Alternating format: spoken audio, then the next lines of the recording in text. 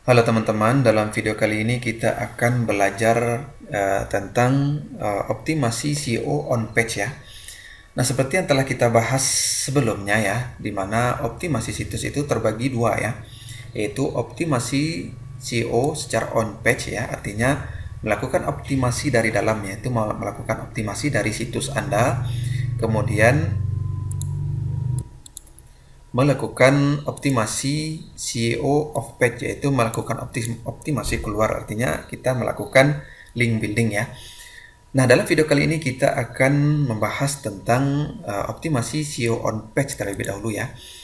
Nah, untuk melakukan optimasi SEO on page ada beberapa faktor ya yang perlu Anda lakukan agar situs Anda optimal ya secara on page ya. Nah, di sini saya sebutkan poin-poinnya ya. Sebetulnya sangat banyak ya si on page vector itu.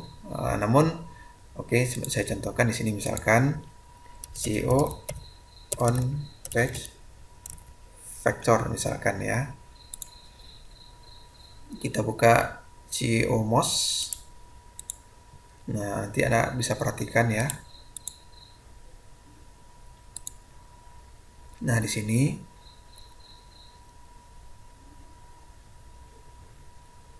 sini jika Anda baca di sini sangat banyak ya. Sangat banyak SEO on page vector atau faktor-faktor yang mempengaruhi SEO on page Anda. Namun kita hanya memperhatikan yang penting-penting saja ya.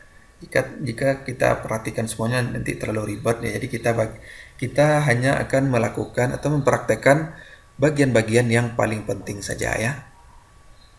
Nah, di sini ya. Nah, di sini sepertinya sudah dilakukan update ya. Dilakukan update. Oke, kita langsung saja. Nah, yang pertama adalah keyword on domain ya. Nah, saya sebutkan saja dulu poin-poinnya, nanti saya jelaskan ya. Kemudian yang kedua, settingan permaling. Yang ketiga, judul artikel mengandung kata kunci yang Anda bidik. Kemudian yang keempat, menambahkan gambar atau video di postingan Anda. Kemudian yang kelima, gunakan internal link ya.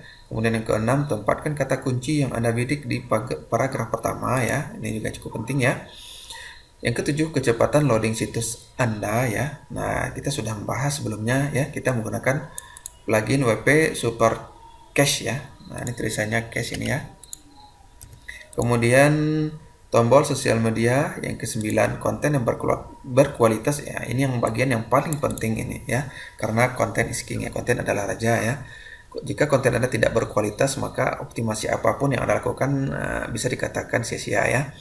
Kemudian yang 10, membuat title tag atau meta description.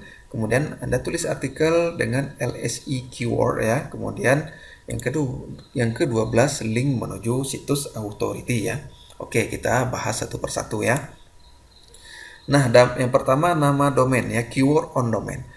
Nah, bagi pemula ya, bagi Anda yang baru memulai teknik SEO, maka saya sarankan Anda untuk membidik atau memilih nama domain yang sesuai dengan kata kunci yang Anda bidik. Ya, seperti itu ya. Misalkan Anda menjual laptop, maka Anda pilih nama domain yang mengandung kata laptop ya. Begitu juga dengan misalkan saya pribadi ya, kursus SEO ya, maka saya memilih nama domain SEO Mastery karena ada kata SEO dalam nama domain ya. Nah, ini nanti akan mempermudah Anda untuk melakukan optimasi situs ya. Namun jika Anda menggunakan nama domain yang sama sekali berbeda dengan kata kunci yang Anda pilih, itu tidak masalah sebetulnya ya, tidak masalah. Namun jika Anda memilih nama domain yang sesuai dengan kata kunci yang Anda pilih, maka Anda telah maju satu langkah dalam melakukan optimasi situs ya. Oke, selanjutnya settingan permaling ya. Nah, settingan permaling yang saya sarankan adalah seperti ini ya. Jadi, nama domain Anda, kemudian kategori, kemudian judul postingan Anda ini ya. Nah, secara default ya, biasanya situs WordPress menggunakan permaling ini ya. Nah, nanti akan saya ajarkan ya. Nanti akan saya ajarkan. Pada video sebelumnya sebetulnya kita juga sudah pernah membahas ya tentang permaling ini ya. Nah, dalam video berikutnya kita akan langsung praktek ya. Nah, di sini saya sebutkan dulu ya poin-poinnya agar Anda mendapatkan gambaran ya tentang apa saja yang perlu Anda lakukan untuk melakukan optimasi situs secara on page ya. Oke, kemudian yang ketiga, judul artikel mengandung kata kunci yang dibidik. Jadi jika judul berbeda dengan yang dibahas tentu ini tidak nyambung ya. Jadi judul artikel harus mengandung kata kunci yang Anda bidik ya. Dan usahakan kata kunci yang Anda bidik itu jangan jangan dipisah ya. Misalkan Anda membidik kata kunci laptop murah berkualitas, maka tulislah judul yang tidak memisahkan kata kunci ini ya. Nah, misalkan Anda buat seperti ini, daftar laptop murah keren berkualitas. Nah, ini terpisah ya. Sementara Anda membidik kata kunci ini, maka ini tidak optimal secara on page ya. Nah, Anda buat judul seperti ini di mana kata kunci yang Anda bidik tidak terpisah seperti ini ya. Oke, contoh lain, laptop murah berkualitas ya. Nah, Anda membidik kata kunci ini, kemudian tempatkan kalimat ini, usahakan menempatkan kalimat ini di bagian depan ya. Itu akan lebih optimal dibandingkan jika Anda menempatkan kata kunci yang Anda bidik seperti ini di bagian belakang ya. Nah, ini kurang optimal ya. Nah, saya contohkan di sini. Nah, seperti ini ya.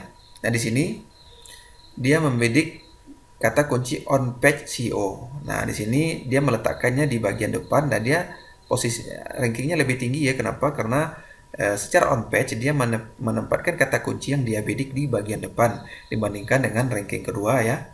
Nah, di ranking kedua dia menempatkan di bagian tengah ya, di bagian tengah, maka dia posisinya nomor 2 ya. Nah, di nomor 3 dia lebih unggul mungkin karena faktor backlink ini ya. Oke, kemudian jangan lupa menambahkan gambar atau video di situs di postingan Anda ya. Nah, apa tujuan kita menambahkan gambar dan video di dalam postingan? Tujuannya adalah untuk mengurangi tingkat bounce rate Anda ya. Nah, apa itu bounce rate? Nah, bounce rate ini artinya secara sederhana, lama pengunjung berkunjung ke situs Anda ya, semakin sebentar mereka berkunjung ke situs Anda, maka bounce rate-nya akan tinggi. Bounce ini pantulan ya. Pantulan artinya ketika seseorang membuka situs Anda, kemudian beberapa detik kemudian mereka langsung menutup situs Anda, maka ini menandakan bahwa mereka tidak betah berlama-lama di situs Anda ya. Nah, semakin rendah tingkat bounce rate Anda, maka semakin bagus ya. Artinya semakin lama pengunjung situs berada di situs Anda, maka itu menandakan bahwa pengunjung suka ya dengan artikel Anda ya. Nah, salah satu cara untuk membuat visitor berlama-lama di situs Anda yaitu dengan cara menambahkan gambar atau video ya. Nah, jika Anda tambahkan keduanya tidak masalah, Anda tambahkan satu di antara kedua ini juga tidak apa-apa ya. Nah, mengapa demikian? Karena cara Google menilai bahwa visitor itu suka atau tidak suka dengan situs Anda yaitu melalui bounce rate ini ya. Bounce rate inilah Google menilai bagus atau tidaknya situs Anda. Nah, jika pengunjung berlama-lama di situs Anda, maka Google menilai bahwa situs Anda itu disukai oleh pengunjung ya. Nah, jika si pengunjung baru membuka situs Anda beberapa detik kemudian mereka menutupnya, maka ini menandakan bahwa ini menjadi indikasi bagi Google ya bahwa situs Anda tidak disukai oleh pengunjung. Maka dari sini Google bisa menilai situs mana yang pantas diberikan ranking dan situs mana yang tidak pantas diberikan ranking ya. Nah, itulah salah satu tujuan kita menambahkan gambar atau video ya. Oke, kemudian gunakan internal link ya. Nah, ini juga cukup penting ya. Di samping tujuannya untuk mengoptimasi halaman yang Anda pasang yang Anda pasangkan internal link ini, di samping itu juga untuk menurunkan tingkat bounce rate Anda seperti yang saya jelaskan tadi ya. Nah, dimana ketika Anda memasang internal link ya, maka visitor akan penasaran ya dengan link tersebut, kemudian mereka mengkliknya ya, sehingga visitor bisa berlama-lama di situs Anda, dan ini akan memberikan sinyal kepada Google bahwa situs Anda disukai oleh visitor ya. Kemudian yang keenam, tempatkan kata kunci yang Anda bidik di paragraf pertama. Nah, ini juga cukup penting ya saat ini ya. Kenapa demikian? Karena eh, bahkan plugin SEO pun ya, misalkan plugin All-in-One SEO Pack memiliki fitur apakah Anda ingin menjadikan paragraf pertama untuk dijadikan meta description. Nah, itu ada pilihan di all-in-one SEO pack. Nah, jadi Anda tidak repot lagi ya. Seperti jika Anda menggunakan plugin Yoast SEO, maka Anda perlu menulis ulang meta description. Namun di plugin all-in-one SEO pack Anda tinggal mencentang ya, mencentang memilih paragraf pertama untuk dijadikan meta description situs ya. Nah, eh, dengan menempatkan kata kunci di paragraf pertama, maka secara otomatis maka meta description Anda mengandung kata kunci yang Anda bidik, dan ini sangat optimal ya. Kemudian menggunakan H1 untuk judul, sebetulnya ini sudah tidak tidak terlalu tidak terlalu signifikan ya, namun juga penting ya Anda tambahkan. Hanya saja semua theme atau template saat ini sudah mendukung H1 untuk judul, jadi tidak perlu lagi Anda tambahkan ya. Nah, poin yang kedelapan adalah loading situs ya. Nah, semakin cepat loading situs Anda, maka akan semakin optimal ya di mata Google. Nah, jika situs Anda loadingnya lama ya, nah ini secara tidak langsung akan membuat visitor tidak menyukai situs Anda. Maka semakin cepat loading sebuah situs, itu akan menambah kepuasan visitor ya. Semakin cepat loading maka akan membuat visitor betah ya berlama-lama di situs Anda.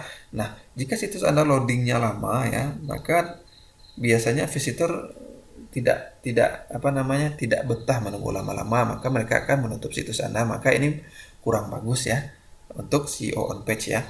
Nah, bagaimana cara membuat situs Anda loading dengan cepat? Nah, yang pertama kita sudah bahas ya pada video sebelumnya, kita menggunakan plugin WP Superchest ya. Itu langkah yang pertama. Langkah yang kedua, Anda bisa menggunakan theme atau template yang ringan-ringan saja. Jangan menggunakan theme atau template di atas 3 atau 5 mega ya. Anda gunakan saja theme yang ringan ya, yang ukurannya di bawah 3 mega ya. Semakin ringan semakin bagus.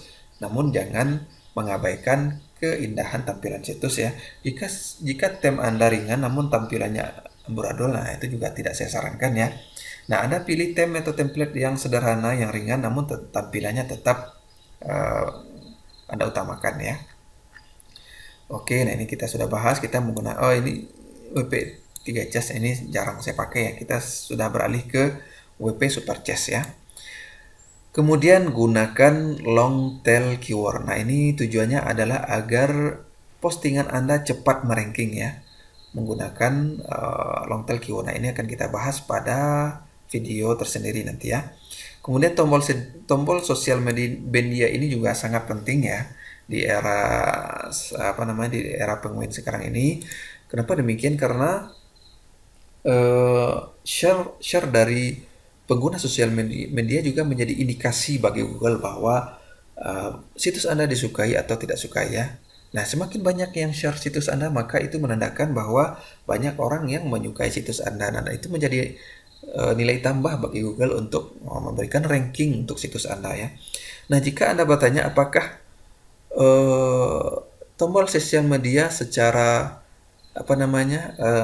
secara langsung meningkatkan ranking situs Anda, apakah dinilai sebuah backlink? Nah, saya menjawab sebetulnya tombol sosial media bukan tidak merupakan sebuah backlink ya. Artinya tidak menaikkan ranking situs Anda secara langsung, akan tetapi itu menjadi indikasi bagi Google untuk memberikan ranking untuk situs Anda ya.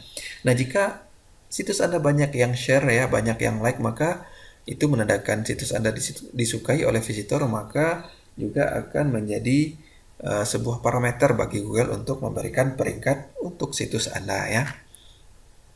Yang kemudian konten berkualitas. Nah, ini sudah kita bahas berulang-ulang ya, di mana saya sangat menyarankan Anda untuk menulis artikel yang berkualitas ya, yang lengkap ya, Dan saya sarankan Anda untuk menulis artikel antara 500 sampai 1000 kata. Semakin banyak, semakin lengkap, semakin bagus ya.